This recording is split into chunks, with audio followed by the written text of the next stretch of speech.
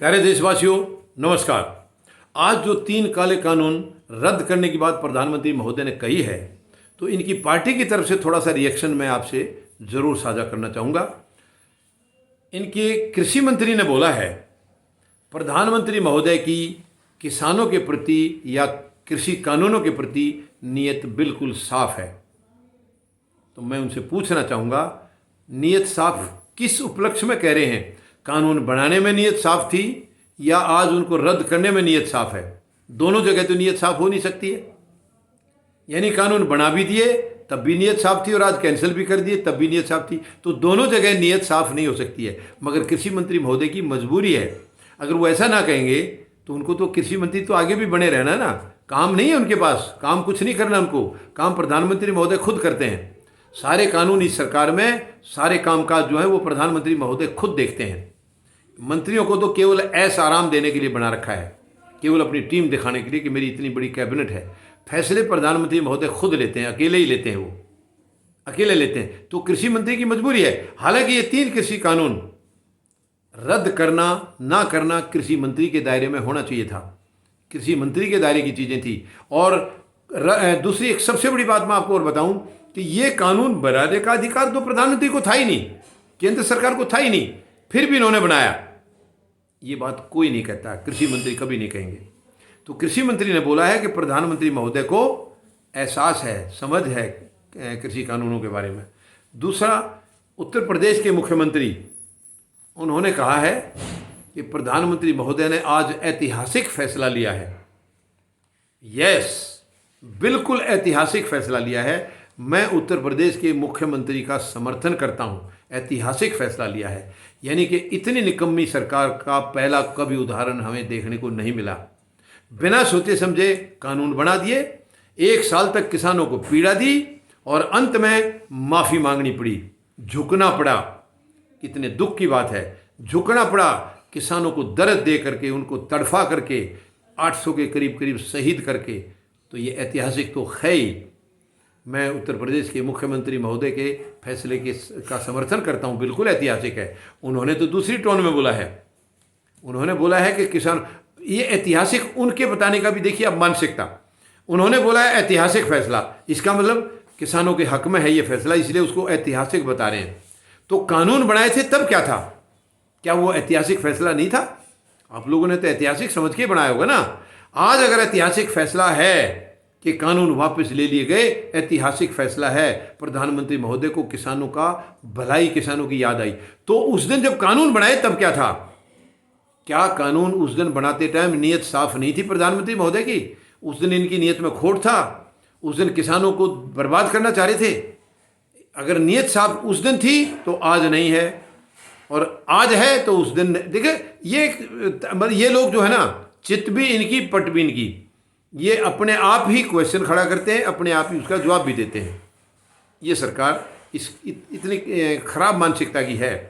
भाई, कानून बनते टाइम अगर प्रधानमंत्री महोदय की नीयत साफ थी तो उनको आज कैंसिल क्यों कर दिया? इसका मतलब आज नीयत में खोट है। और आज अगर नीयत साफ है कि ये किसानों के लिए, दर्द के लिए थे कानून, इनको रद्द करना चाहिए, तो कानून बनाते टाइम नीयत साफ नहीं थी। किसी एक जगह नीयत में खोट था, और नीयत में जिसकी में एक बार खोट है तो आखिरी में भी खोट ही होता है। आखिरी में खोट ना हो ये हो नहीं सकता है। आखिरी में जो था वो नीयत साफ नहीं थी, मजबूरी थी। किसानों को ये जो कानूनों को वापस लिया गया है, ये मजबूरी में लिया गया है, नीयत साफ में नहीं लिया गया है। तो उत्तर प्रदेश के मुख्यमंत्री महोदय को मैं पूछना चाहूँगा, किस चीज़ की तारीफ कर रहे हैं आप? आज अगर ऐतिहासिक फैसला लिया है तो इस दिन से आप लोग क्या कर रहे थे? आप प्रधानमंत्री को समझाते तो पहले ही ऐतिहासिक फैसला लिया जाता, बहुत जल्दी लिया जाता, इतने नुकसान से किसान बच जाते। तो आपकी जो इनकी प्रधानमंत्री महोदय की टीम क्या कर रही है? क्या ये टीम केवल ऐश आराम करने के लिए है? एसी में बैठो, ऐश करो, जनता के पैसे को बर्बाद करो, क्या उस लिए है? क्यों नहीं आप लोगों ने अपने प्रधानमंत्री को समझाया कि ये गलत फैसला है, इसको ऐतिहासिक फैसला बना दो? क्यों नहीं बताया उस दिन? आज उन्होंने अपनी मर्जी से इसको बनाया था और अपनी मर्जी से वापस ले लिया। आज आप उसको ऐतिहासिक फैसला, तो ऐतिहासिक फैसला तो आप लोगों का भी है। ये गलत मानसिकता की सरकार, गलत मानसिकता के मंत्री, गलत मानसिकता की पार्टी, ये भी ऐतिहासिक है। ऐतिहासिक है कि इतने बड़े तानाशाह प्रधानमंत्री का विरोध करने की किसी की हिम्मत नहीं हुई। प्रधानमंत्री के गलत फैसलों के खिलाफ आवाज़ उठाने की इनकी औकात नहीं थी, किसी मंत्री की नहीं, किसी सांसद की नहीं, किसी विधायक की नहीं, किसी कार्यकर्ता की नहीं, कि वो अपने प्रधानमंत्री महोदय की गलत नीतियों का विरोध कर सकें। उनका अब देखिए, अगर ये विरोध कर देते तो ये आज ऐतिहासिक फैसले की नौबत नहीं आती और पार्टी को नुकसान भी नहीं उठाना पड़ता। अब ये मैं उन कार्यकर्ताओं को या इनके जो मंत्री हैं, संतरी हैं, जो इनके सांसद हैं, विधायक हैं, बहुत बड़ा सवालिया निशान उनकी सोच पर लगा रहा हूं। आप लोग अपने अंदर झांकिए और फैसला करिए, क्या आप सही हैं? आपने, अगर आपके प्रधानमंत्री महोदय की मानसिकता खराब थी तो इनको समझाया क्यों नहीं? गलत नीतियों के खिलाफ अगर आपने आवाज़ उठाई होती, प्रधानमंत्री महोदय को बताया होता, तो ये कानून उसी वक्त रद्द हो जाते।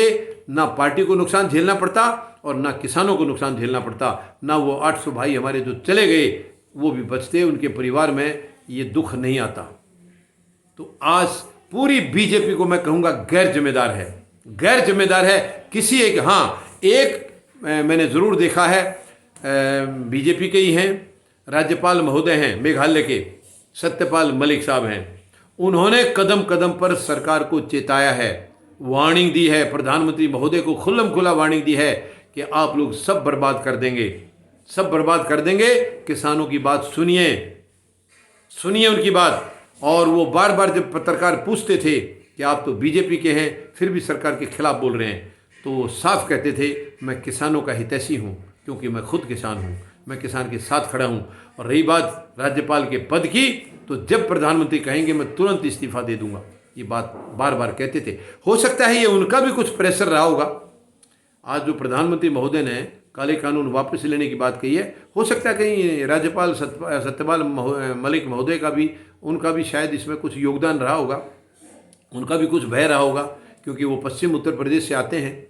और अगर वो खुल्लम खुल्ला विरोध में आ जाएंगे, किसान तो हैं ही हैं, वो भी आ गए तो सरकार को और ज़्यादा नुकसान होना था। तो शायद उनकी भी बात का दबाव था, इस वजह से इन्होंने ये ऐसा फैसला लिया है। तो जो भी है, कुल मिलाकर के ये सरकार निकम्मी सरकार साबित हुई है, गैर जिम्मेदार सरकार साबित हुई है। इनके मंत्री और विधायक सब गैर जिम्मेदार साबित हुए हैं, क्योंकि किसी ने भी प्रधानमंत्री महोदय को चेताया नहीं, किसी ने उनको किसानों के प्रति ये नहीं एहसास कराया कि ये किसान वर्ग है, ये कभी डरेगा नहीं, कभी मतलब यहाँ से खाली हाथ जाएगा नहीं। ये वर्ग ऐसा मजबूत वर्ग है जो देश की रीढ़ की हड्डी है और कभी गलत ताकत के आगे झुकता नहीं है। अब एहसास होगा इनको, खुद इनके विधायकों को और मंत्रियों को और सांसदों को आज ज़रूर एहसास होगा, काश कि हमने प्रधानमंत्री महोदय को चेता दिया होता तो शायद इतना नुकसान झेलना नहीं पड़ता। और मैं दावे के साथ कह सकता हूँ बहुत ज़्यादा फर्क नहीं पड़ेगा। बीजेपी की जो हार 5 राज्यों में होनी है वो निश्चित है। इतना है, शायद कुछ सीटें जो पहले आनी थी, शायद उसमें कुछ सीटों का इजाफा हो सकता है, कुछ सीटें बढ़ सकती हैं, ये इससे फ़र्क शायद पड़ सकता है, लेकिन हार इनकी निश्चित है। क्योंकि लोग भी जानते हैं कि ये मौकाप्रस्त सरकार है, मौकाप्रस्त पार्टी है। ये जो आज काले कानूनों को रद्द करने का फैसला किसान हित में नहीं लिया है, अपने हित को सोच के लिया है, अपने नुकसान के बारे में इनको एहसास हो गया, अपनी ज़मीन खिसकती नजर आई, इसलिए ये लिया है। तो ये फैसला मजबूरी का है। किसान या पूरे 5 राज्यों में जो हमारे भाई हैं, इसको मेहरबानी करके आप ऐसी सेंस में नहीं लेना कि ये सरकार आपकी भलाई में है, नहीं, इसको बाहर का रास्ता दिखाना है। इस सरकार को मौका नहीं देना है दोबारा, क्योंकि ये दोबारा अगर आ गए तो बहुत बड़ा डैमेज करेंगे, बहुत ज़्यादा डैमेज करेंगे। इसलिए इनके लिए जो फैसला कर चुकी हैं 5 राज्य, इनको उखाड़ने का, उसी फैसले पर आप रहें और इस सरकार को बिल्कुल, और केंद्र से भी इनको उखाड़ना है, क्योंकि केंद्र में भी ये जितने दिन ज़्यादा रहेंगे उतना ही देश का और जितना बचा हुआ नुकसान होना है उसको भी करेंगे ये। तो इसलिए इस सरकार को बाहर का रास्ता दिखाना ही होगा। धन्यवाद। जय जवान, जय किसान, जय हिंद।